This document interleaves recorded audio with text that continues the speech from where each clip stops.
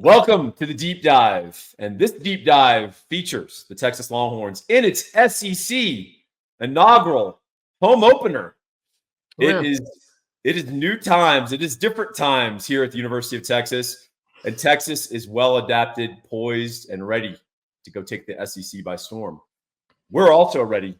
You need to make sure you're ready to like this video, subscribe to the channel, and of course, come join Inside Texas. We got a promo code. That promo code is IT1, as in we're number one, to get 2 months for $1. That is a great deal. Are you doing the Mutombo to me with the wagging finger, or are you saying number one? Number one. But you're saying no. Well, there's two ones. There's like we're number one, and it's one $1. needs to be stationary. You're doing the finger wag of Mutombo of no, and you're saying not to join IT. So that's not cool. You're not being, you're not being a good team. We may have to do this again. We may have to just recut all this. You know what? We'll go live. Forget it. All right. Right. We are going live on the deep dive because we are talking about how Texas wins their season home opener. You may say, Paul, they're 38.5-point favorites per those gentlemen in Las Vegas who don't pay their NIL, supposedly. Why should we even go over this? Well, we should go over it because it's going to teach us a little bit about the opponent, but it's also going to teach us some things about Texas and how we match up against a certain offensive and maybe even a defensive style that Texas will see again this season. Hint, hint, maybe in the Red River, or at least a version of it. So without any further ado, Ian Boyd, I pitch to you, I throw to you, the Texas offense versus the Mississippi State defense. So regarding our earlier conversation about reggae versus ska, it doesn't seem like Mississippi State is very good on defense this season. No, I can affirm that. They are one of those schools that, like I remember when I was like brand new to watching college football, in like 1999 or something, I was watching a Mississippi State game randomly on TV, and that they kept making a big deal out of the fact that they had like 4 300-pound defensive linemen in their 4 down front. Mm-hmm. And all of them were like legitimate dudes. Yep. And they're just one of those schools. Like, there was a couple of years ago where Leach was there, where he's doing his air raid thing, but it just so happened that he had like 5 pretty good maulers across the line. And so they kept getting looks to run, and then they would run just like basic inside zone plays, and they were mauling people. And he was like, okay, cool. Just run the ball some, I guess. So they're in the South. They recruit big guys. Every once in a while, you look at Mississippi State, and they're like imposing. But this doesn't seem to be one of those years. No, there's some supportive data to that, Ian. Aside from their 1-3 record, the fact that Cam Scatabo rushed for about 260 yards against them out in the desert. Yeah. The fact that Toledo was able to run the ball a little bit on them. Certainly Florida ran the ball very successfully against them. These aren't particularly great football teams, and they sort of pushed Mississippi State around. And collectively, through the season, they're averaging 3 tackles for loss per game. So they're not inflicting a lot of chaos. So if you're a little undersized in your D-line, or maybe not super imposing, you don't have a bunch of T'Vondre Sweats and Byron Murphys, you can shoot gaps. You can be disruptive. You can do things to try to disrupt the offense, inflict a little havoc, a little chaos. They're not doing that at all. They're receiving the blow, and I think the Mississippi State defense is receiving the blow quite a bit on the 2nd and 3rd levels. Their 2 safeties are their 2 leading tacklers. Not always a good sign for a football team. So they've really fallen off in the defensive line. I think that's an area where Texas can absolutely exploit them. I'm not sure we're going to have a running back drop 260 on them individually, but collectively, with Colin Page and God, anything is possible. So any other aspects of the Texas offense versus the Mississippi State defense, particularly on the 2nd level? Or well, I was just going to say, I imagine that their previous defensive coach, Zach Arnett, was from San Diego State. And their kind of philosophy was, they're out in California, so they were assuming they weren't going to have big guys. So they'd have like 1 true tackle, and then they'd have a couple ends they were almost indistinguishable from the linebackers. So it's like a 3-3-5, but all three linebackers might be like bigger linebackers, like 240 to 260. And then the ends would also be like 250 to 270. And then they're just like slanting and trading gaps and doing all that. So if Jeff Lebby is like, no, we're going to go back to the other way and we're going to play the other way and take some lumps, then it's going to be some painful adjustments. It is. It's going to take some time. In terms of their secondary, they have a type they recruit, particularly at corner, long, rangy, tall. They have a corner who's 6'4". They have another corner. All their other corners are over 6 feet. That is their type that they recruit. Unfortunately, with that body type at Mississippi State level recruiting, you don't always get the feet, the instincts, and the tackling. And their 6'4" corner who weighs 195, he's a skinny, sort of angular guy. He, according to PFF, he has a 42.9 tackling grade. Whoa. That's not good, just in terms of tackling grades. So that's not good. I think we might want to focus on that guy. 6'4", has trouble tackling. We might get a few screens thrown at that guy, make him tackle out in space. Opponents, their success rate against Mississippi State, 50%. That's 127th in the country. And if you just like more raw counting stats, 8.3 yards per attempt on every drop back. That's what Mississippi State is giving up. And they have not exactly faced a murderer's row of quarterbacks in their schedule. So that is the Mississippi State defense. They have been cooperative with other offenses, except for their opening win, their only win of the season against Eastern Kentucky, an FCS team. And they won 56-7. So you got to tip your cap to them on that one. But all the other games, some of the scores have looked competitive, but probably not as competitive as if you actually watch the game. Arizona State, they won 30-23. Mississippi State scored 13 in the late fourth quarter to make that look a little bit more respectable. And in terms of pass rush, that's part of the reason. 0.3 sacks per game, and they're just not getting much pressure. If you even look at pressure stats, because sacks aren't the end-all and be-all, but hits on quarterback, pressure rates, it's not really happening. Given that Texas's offensive line excels at pass blocking, I got to think whoever starts at quarterback is going to have a lot of time in the pocket. Yeah, well, I don't want to step on that segment for later, but feels like Sark's going to be able to name the score and get out of there early if he wants to. Will we be able to name the score, Ian? Because there's been a side of the ball we've not yet covered. But before we cover that side of the ball, I want to talk about a guy who's got everything covered. He's got every angle covered. And his PFF tackling grade in mortgages is 100. I'm talking about Gabe Winslow, our friend and our sponsor. You can reach him at 832-557-1095. Hey, I'll keep it very simple and straightforward. If you bought a house in the last couple of years, your interest rate is way too high. He has access to much lower interest rates, much lower than even the public data that you can see when you Google what's the current interest rates. Give him a call and find out how he can refi you for absolutely free. 832-557-1095. Tell him Ian Boyd sent you, and he will treat you with diamond hands because the Boyd name carries respect throughout the great state of Texas. All right, Ian, let's talk about the Texas defense versus Mississippi State's offense. You have been a student of the Brylesian veer and shoot. You also have always looked up to Art Briles in terms of how to run a broader program. And you've always commented that, hey, this is a guy who gets it. This is a guy who knows how to treat people. I remember you texting me that. Do you still hold by that, or have you modified your views? Just give me some thoughts on the veer and shoot or Briles overall. You know, I had this tweet once in like 2013 or 2014 after I started to hear some of the background stuff, you know, that's been floating around about Art since the beginning, honestly. And I interacted with him at Big 12 Media Days, my first ever Big 12 Media Days in 2014. And he just gives off the air of a sociopath.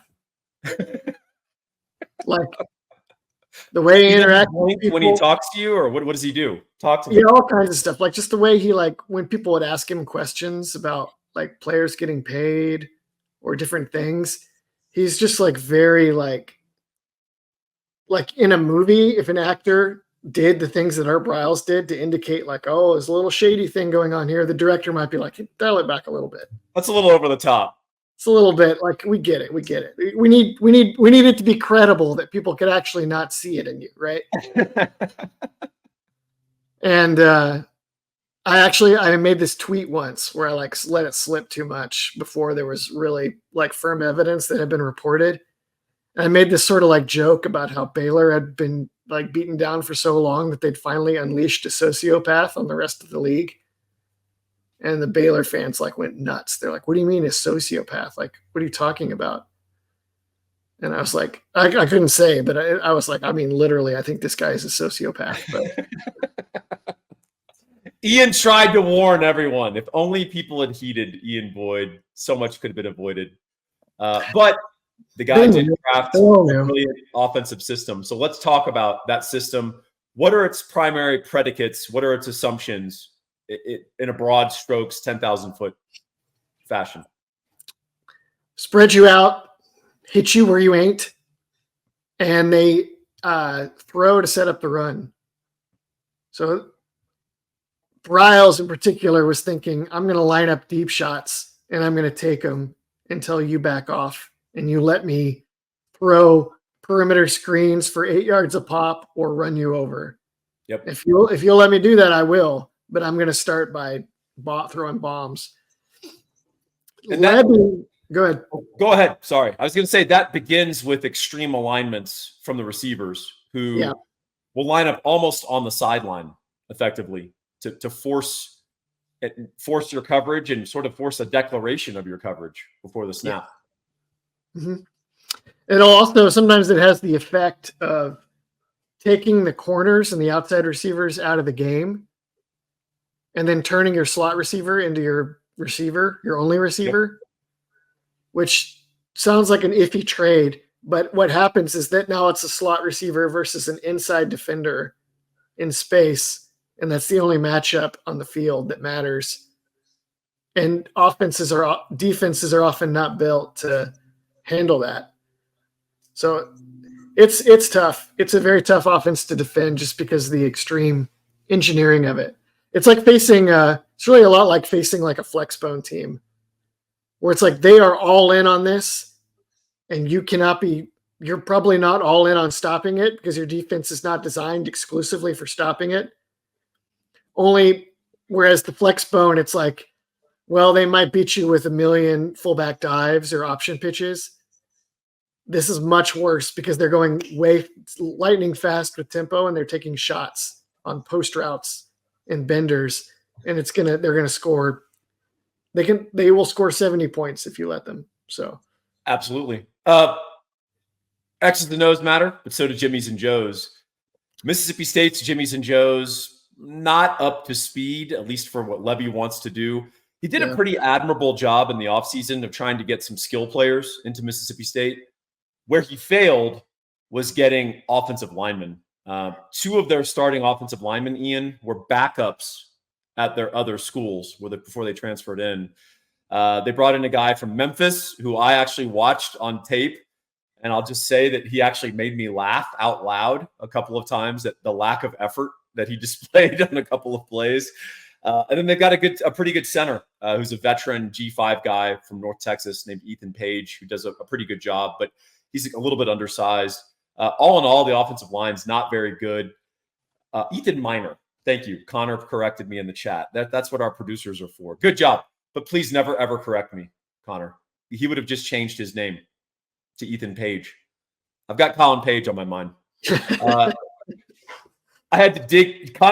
had to dig deep to get the Miner reference. Huh? So, like a miner, like in a mine, Ian? You have a shovel and a pick and all right. Dynamite. I like that you're clarifying because the other miner. It makes the joke better. Hey, so the offensive line, not very good. They gave up 12 sacks to their 3 opponents with a pulse. They gave up about 9 other quarterback hits in addition to the sacks, a bunch of pressures.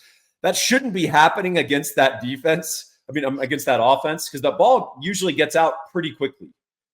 And that's not a good sign. They're also starting a new quarterback. Blake Shapen, the veteran Baylor quarterback, things go full circle here, is out for the year. They're going to start a true freshman named Michael Van Buren. He's Dutch. That's all we know about him. But he is a young, borderline 4-star quarterback that we saw some game snaps of him against Florida. He looked okay. I watched his high school film. He looked heady. He's got a good enough arm at the college level, not exactly throwing things on a rope. And he's mobile, but not a runner. So how is a true freshman quarterback going to adapt to this offense in front of 102,000 hostile fans and a Texas secondary and defense, frankly, that's been very coherent and very together in terms of their schemes? Probably not very well, Paul. I think that was a leading question. I'm curious how, I'm curious how Texas chooses to defend them if they kind of play it safe. If they, so like the deal is that they get Mississippi State running Levy's offense, then they get a bye week, then they get Oklahoma running an abomination of a version of Levy's offense, assuming that they haven't fired their coaching staff and started all over in bye week, which they might if Auburn punks them this weekend. So there's like a little bit of sort of game theory, right? Like, do we like try to get by running basic stuff against Mississippi State and save the real stuff for Oklahoma? Or do we run our best veer and shoot defense this week and practice it, and then have it, stress tested before we play Oklahoma? Even though it may not matter, it's possible this Mississippi State offense is better than the one they'll get in Dallas. Wow, that's a statement. That's something. It's probably not, but it might be. It's not out of the realm of possibility. Yeah, no, it's a crazy thing to actually say that. Very interesting. Yeah, so I think there could be a middle ground there where you do walk up on those receivers, not allow easy early reads and releases, but you keep and you do some basic blitzing or just allow a 4-man rush. But I think you leave some of your exotics out. You don't show that double corner blitz that you're bringing to Dallas, right? Or whatever it is you're going to do, whatever stuff, Michael Taft in single high and, Makuba blitzing off the edge. I mean, we don't know what those permutations are. I don't think you have to show them against Mississippi State. I do think we should try to challenge what they want to do. And I think we should sort of snatch this freshman quarterback's soul early in front of a big crowd and see if he completely panics. Yeah, and the other day I was saying they could maybe play too high and just ask the safeties to be active in the run game. Yeah, just run downhill, even though you're lined up. Yeah. They could do that. To your point, maybe it would be better to just play man all day. Yeah. And have Taft or Williams or whoever 20 yards back. And then that way, because freshman quarterbacks on the road in a scheme that usually discourages opponents from playing man coverage and is not very practiced against man coverage, you could just play man and they could be totally unequipped to attack it because they haven't developed the skill and the timing and the protection. And then you just obliterate them and you got your backups in the second quarter. Yeah, I agree. Yeah, Mississippi State, here's an interesting thing. At their current state, they may have receivers as good or better than Oklahoma. Yeah. They've got Coleman, who was originally, I think, at Jackson State. Then he went to Louisville, and now he's completing his hero's journey at Mississippi State. He's their slot. He's their number one receiver. And kind of to your point, Ian, if they line up in extremes and they're kind of worried about trying to challenge Barron and Muhammad, which they should be, they might just see, hey, how does Coleman match up with Gilbo? And can we turn this into a one-man game where we either run the ball on a box count or we throw it to Coleman and he gets 15 targets this game? That could be one way to play it to keep it simple for the freshman. But the way Anthony Hill has been playing in coverage, the way that Texas has just demonstrated really good awareness in coverage broadly, I think that is probably a losing game. I don't think you can just keep picking on one spot with Texas's defense and not get a response from the players on the field making a play on that. And so that's a big change. The on-field IQ of this defense is much, much higher than last year. Yeah, it's really nice. It is. It's a luxury. They've got another guy named Craver who can run. They also have a guy they brought in from UTEP who was a 1,000+ yard receiver named Kelly Akiari. He was supposed to be a big get for them to take the top off the defense, which is invaluable in the veer and shoot. He's been a little banged up. He actually played against Florida and got through the game. I think he's healthy now. So look for them to take at least 2 or 3 shots to this gentleman right here. So that's going to be good for Barron and Muhammad to experience. Because or Gilbo. Yeah, they could line him up in the slot and do it because they've not faced a high level of wide receiver yet, to be kind. So I think they need to start facing a little bit better quality of athlete. And maybe Mississippi State is a little slight upgrade in that regard so that at least they can feel like what a guy can run feels like to cover. Is there anything else with regards to the Texas defense against Mississippi State's offense that we think is important to mention? It's possible Texas's pass rush makes it, a mess. To your point, it'd be really interesting if they just really challenge these guys and they let Mississippi State play their games and try to get this guy on. I don't want to try to say the last name. To get him on, Akiari, get him on Taff. See if you can get him on Taff. See if you can get him on Makuba by alignment. And run him deep and see what happens. Test Muhammad, test Barron, test Gilbo. I don't know if that's in Mississippi State's best interests. They might as well try. It's definitely in our best interest to see how that would go. 100%. And I think our pass rush will get home. The other thing about Van Buren, again, pretty nifty in the pocket. He moves around to throw. He's not looking to run. But he's 6 feet tall. So if you've got Ethan Burke out there, you've got Sorrell, you've got Alfred Collins, those are really big, tall guys with long arms. And if they're getting push, you just can't see. There's a reason Drew Brees is an extraordinary rarity, right? And they built a whole offense around getting guards to push their guy past him, and then Brees would step up in the pocket for his window.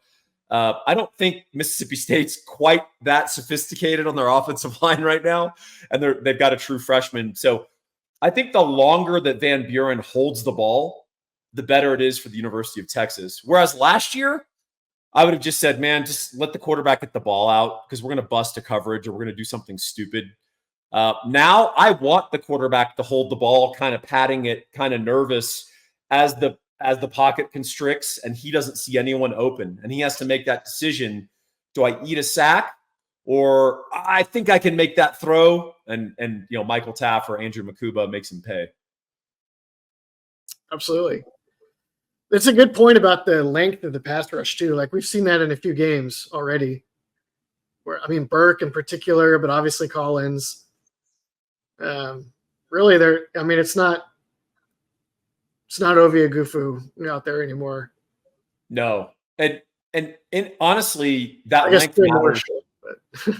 Well, you saw it even against ULM. Length and sort of athleticism matters playing the ball in the air on some of these simpler concepts. And General Booty, not a tall quarterback. He had 3 Ian smiles anytime he hears General Booty. But he had 3 balls batted down. The Anthony Hill interception, I don't think Booty expected Hill not only to not be there, but also to reach his big paw up there and just snag the ball and tip it to himself. Yeah, I just think that's a little jarring. And Mississippi State, I can assure you guys, has not played a defense that looks like the University of Texas yet. So that's going to be an interesting wake up for that young man in front of a bunch of people. I was telling some Michigan people about General Booty once, some IMGO blog guys, and Seth Fisher of IMGO blog said, like, I guess your Texas quarterback name is the highest rank of any military officer in your family, and then the widest thing you've ever said. The whitest thing? The widest thing you ever said, like booty being like a white thing to say. So I said mine would have been, my Texas quarterback name, if you're curious, is Corporal. I like the BBC version.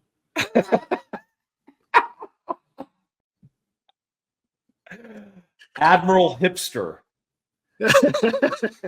I like it. All right. Well, on that amazing Marshall note, everybody put that in your comments. Put your Texas quarterback name in the comments. That's right. We need your Texas quarterback name in your comments. It used to be that your first dog in the street, that your first street that you grew up on was your film working name, is the nice way to describe it. But this is a new twist. This is a new twist. Homer just piped in with Pepper Laguna was mine. That's pretty good. Mine was Jake Treadwell, which would absolutely work. Hey, folks, just make sure that you like, subscribe to this video. And yes, Texas is going to beat Mississippi State, but how we beat them, how we look, the focus, the maturity, the professionalism we bring to that effort, I think that is important to watch for. And use promo code IT1 to get 2 months for $1. Very quickly, Ian, does it matter whether it's Arch or Quinn Ewers starting against Mississippi State? No, I think it's really interesting for Sark and trying to figure out which way to go, assuming that Quinn is even at a place where that's advisable. But if he was, I think that becomes a really interesting program strategy question. But yeah, my thought, and knowing sort of Sark's psychology, if you can play, you play. Yeah. And that tells me if Quinn Ewers feels good and he practices well, Quinn Ewers is starting. Now, he may only play a half. Yeah. But, I think that's the approach. I think we can get a little too 3D chess on some of this stuff of, we'll start Arch even if Quinn is ready because we want to hold it. I mean, like, there's no holding back. Everyone's got film. Everyone knows what Quinn's done in terms of improvement. There's really no hiding the ball. So, you go play your starters and you play your game. So let's say Quinn was like iffy, right? Would you rather him play so he can get his sea legs back a little bit before Oklahoma because you have this bye week coming off, or you're just not really worried about that? I'm going to play him. I'm going to do a lot of quarterback run game, and I'm going to have him prove that it's all mental. It's all in his mind. He needs to fight through it. No, I mean, honestly, if he what if he's 83%?